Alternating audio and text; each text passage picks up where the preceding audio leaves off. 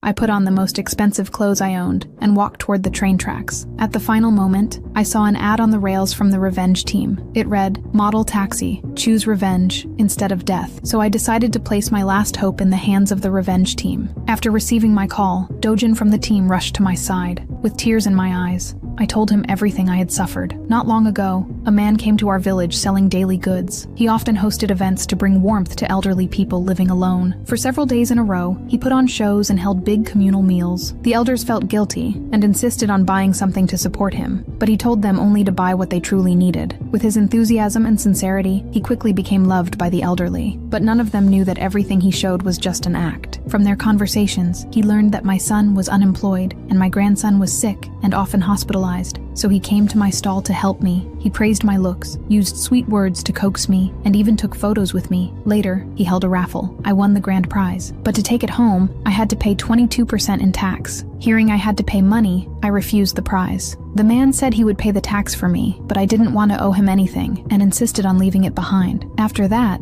I stopped attending his events. One day, he came to find me. He performed at my seafood stall and helped me sell a lot. Grateful, I invited him to my home. He told me about his 5-year-old son, sick since birth and hospitalized year-round. He said he had to work hard to save for his son's surgery. Hearing that reminded me of my own son and grandson, and I felt deep sympathy for him. So I took out my savings to buy his products and help him a little. But since I didn't actually need them, he refused to sell them to me. Instead, he said he only needed one small favor, to apply for a credit card. He said he'd get a huge commission, and it wouldn't affect me at all. Once the card arrived, I could simply cut it up and throw it away. After spending so many days together, I already trusted him completely, so I signed the application. That day, he suddenly had something urgent to do and asked me to watch his stall. Because I liked him and trusted him, I agreed immediately. Villagers saw me running the stall and trusted me enough to buy many products. When he returned, he apologized for delaying my own business and bought all my seafood to make up for it. Since everything I had was sold, I told him to go rest and continued helping him sell. In the end, I sold a lot of products for him. Then, a heavy rain started. To keep the products from getting soaked, he moved all of them to my house for storage. But when the weather cleared, he never came back. Instead, the villagers showed up, the ones who had bought his products. It turned out everything he sold was counterfeit. They demanded refunds, so I took them to look for him, but he was long gone. At the police station, I learned that all those products had been purchased using my credit card, and many villagers said they saw me receiving money from him, so everyone believed I must be his accomplice. No matter how I explained, I couldn't clear my name. When the police said they would call my son, I broke down crying, and just like that, I became the scapegoat and was left with massive debt. I walked out of the police station in despair. Then suddenly my phone rang and it was him.